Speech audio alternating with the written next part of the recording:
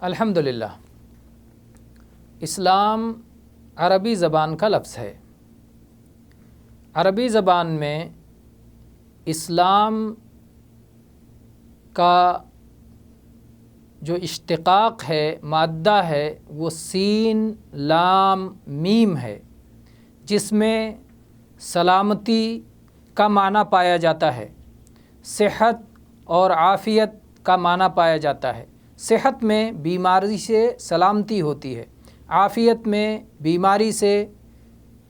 سلامتی ہوتی ہے، تو اسی لیے اسے سلامتی کہا جاتا ہے۔ تو سلامتی یہی ہے کہ انسان کسی تکلیف سے، کسی بیماری سے محفوظ ہو۔ اسی لیے اللہ کے ناموں میں سے ایک نام ہے السلام، یعنی اللہ تبارک و تعالیٰ ان تمام کمیوں سے، ان تمام عیوب سے، فنا ہونے سے، زوال سے پاک ہے، جو مخلوقات کے یہاں جو عیوب اور کمیاں اور کوتاہیاں پائی جاتی ہیں۔ اور اسلام کا معنی ہوتا ہے فرما بردار بن جانا، اطاعت شعار بن جانا، اس لیے کہ فرما بردار جو ہوتا ہے وہ انکار کرنے سے اور سرکشی کرنے سے سالم ہوتا ہے، محفوظ ہوتا ہے۔ تو اسلام میں سلامتی کا معنی اس لحاظ سے موجود ہے کہ جو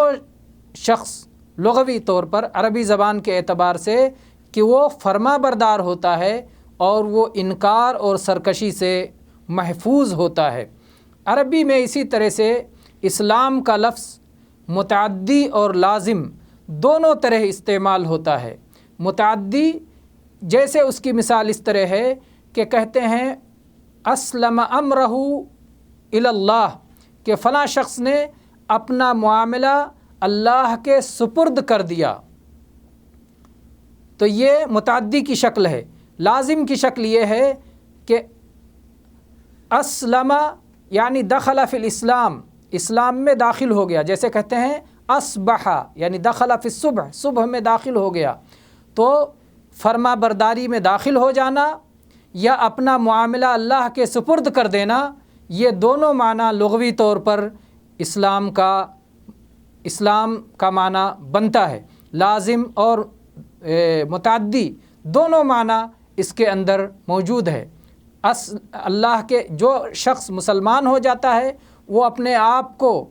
نافرمانی سے سلامت کر لیتا ہے، فرما بردار بن جاتا ہے، اور ایسے ہی اپنے تمام معاملات کو اللہ کے سپرد کر دیتا ہے، اللہ کی ہدایت کے مطابق ہی وہ زندگی گزارتا ہے۔ یہ تو رہا اسلام کا لغوی معنی۔ اب آتے ہیں اسلام کا اصطلاحی معنی کیا ہے۔ اسلام کا اصطلاحی معنی یہ ہے کہ اللہ کو ایک مان کر اور تمام عبادتوں کا تنہا مستحق جان کر اس کی اطاعت و فرما برداری میں لگ جانا، اپنے آپ کو اللہ کا فرما بردار بنا دینا، یہ اسلام کا اصطلاحی معنی ہے۔ اسی طرح سے اسلام دین مشترک کے معنی میں بھی آتا ہے، وہ دین جو سارے انبیاء کرام کا دین تھا، یعنی صرف ایک اللہ جو پیدا کرنے والا ہے اسی کی عبادت کی جائے اور اس کے ساتھ شرک نہ کیا جائے، اس معنی میں بھی اسلام بولا جاتا ہے۔ اور کبھی کبھی اسی لیے اللہ تعالیٰ نے قرآن پاک میں فرمایا ان الدین عند اللہ الاسلام، کہ دین تو اللہ کے یہاں ہمیشہ اسلام ہی رہا ہے، یعنی بندے اللہ کو ایک مان کر اسی کی عبادت کریں اور اسی کے حکموں کی تعمیل کریں۔ اور اسلام کا دوسرا معنی یہ ہے کہ جو نبی کریم آخری نبی محمد ابن عبداللہ صلی اللہ علیہ وسلم شریعت لے کر کے آئے، اس شریعت کو گلے سے لگا لینا، اس شریعت کو قبول کر لینا اور اس شریعت کے مطابق زندگی گزارنا، یہ اسلام ہے، یہ اس کا خاص معنی ہے۔ اور یہاں پر بھی اس کے دو درجے ہیں۔ ایک درجہ تو یہ ہے کہ ایک آدمی ظاہری طور پر اپنے قول و عمل میں اسلام کو اختیار کر لے، اور دوسرا درجہ اس سے اعلیٰ ہے کہ آدمی ظاہری طور پر بھی اپنے قول و عمل میں اور باطنی طور پر اپنے دل میں بھی ان چیزوں کو بسا لے جو لے کر محمد الرسول اللہ صلی اللہ علیہ وسلم آئے تھے۔ اور انہی دو معنوں کی طرف اشارہ اس آیت میں ہے۔ اللہ تعالیٰ نے فرمایا قالت الاعراب آمنا قل لم تؤمنوا ولکن قولوا اسلمنا، بدوؤں نے کہا کہ ہم ایمان لے آئے ہیں، ان سے کہو کہ تم ایمان والے نہیں ہوئے، تم یہ کہو کہ تم نے اسلام قبول کر لیا ہے، تم اسلام میں داخل ہو گئے ہو۔ یعنی یہ اسلام جو ظاہری قول و عمل کا اسلام ہے، جب دل میں اسلام جاگزی ہو جائے تو وہ اعلیٰ درجے کا اسلام ہے، جس میں زبان سے اعتراف بھی ہو، دل میں عقیدہ بھی ہو، اور عمل کے ذریعے سے اپنی پوری وفاداری بھی ہو۔ اللہ کے لیے تمام جو اللہ کے فیصلے ہیں اس کے لیے بندہ اپنا سر تسلیم خم کر دے، جیسا کہ اللہ تعالیٰ نے ابراہیم علیہ السلام کے بارے میں فرمایا اذ قال له ربه اسلم قال اسلمت لرب العالمین۔ جب اللہ تبارک و تعالیٰ نے ابراہیم علیہ السلام کو مخاطب کر کے کہا اسلم، اسلام والے ہو جاؤ، تو ابراہیم علیہ السلام نے کہا اسلمت لرب العالمین، میں نے رب العالمین کے لیے اسلام کو قبول کر لیا، اپنے آپ کو فرما بردار بنا دیا، اپنے آپ کو اللہ کے سپرد کر دیا، اپنے آپ کو نافرمانی سے محفوظ کر لیا اور فرما بردار اور مطیع بن گیا۔ اسی طرح سے اللہ تعالیٰ نے فرمایا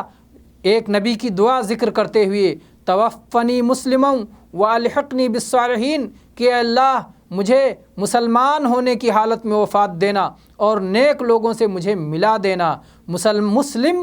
اسلام والے کو کہتے ہیں۔ تو یہاں جس اسلام پر وفات کی دعا مانگی جا رہی ہے وہ اسلام وہ ہے جو زبان اور قول و عمل کا ظاہری قول و عمل کا بھی ہو، اور جس کے اندر دل سے بھی پوری طرح سے سچا عقیدہ رکھا جائے، جس میں تمام جو ہے ارکان پائے جائیں دین کے، دل سے بھی، زبان سے بھی اور اعضاء سے بھی، ہر اعتبار سے عمل ہو،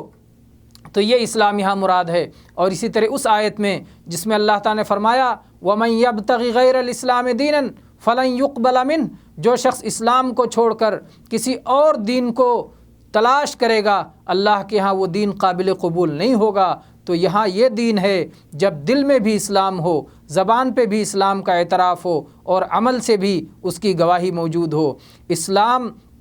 اللہ کے سامنے سر تسلیم خم کر دینا، اپنے آپ کو پست کر دینا، اللہ کی اطاعت میں لگ جانا، اللہ کی توحید کو قبول کر لینا، اخلاص کے ساتھ اللہ کے تابعداری کرنا اور اللہ کے حکموں کی تعمیل کرنا اور اللہ کی روکی ہوئی چیزوں سے رک جانا، یہ اسلام ہے۔ اور اسی میں سے یہ بھی ہے کہ آدمی صلاۃ کی پابندی کرے، زکوٰۃ کی ادائیگی کرے، رمضان کے مہینے میں صوم رکھے، اور اگر مکہ تک پہنچنے کی اللہ نے طاقت دی ہے تو اللہ کے گھر کعبہ کا حج کرے، والدین کی فرما برداری کرے، صلہ رحمی کرے، اور تمام گناہوں کو، جھوٹ کو، چوری کو، بہتان کو، شراب نوشی کو، سود خوری کو، ہر طرح کے گناہوں کو چھوڑ دے۔ یہ سب چھوڑنا بھی اسلام میں داخل ہے۔ اللہ کے دین کا نام اسلام ہے، اس لیے کہ اس میں سر بسر اطاعت اور فرما برداری ہے اور نافرمانیوں کو چھوڑ دینا ہے۔ تو یہ ہے اسلام کہ آدمی اپنی رضا و رغبت سے، اپنی خوشی سے اللہ کی اطاعت کو قبول کر لیتا ہے اور اپنی زندگی اللہ کی اطاعت اور فرما برداری میں گزارتا ہے، اور اپنے آپ کو اللہ کی نافرمانیوں سے اور اللہ کی ناراضگیوں سے محفوظ کر لیتا ہے۔ والحمدللہ رب العالمین۔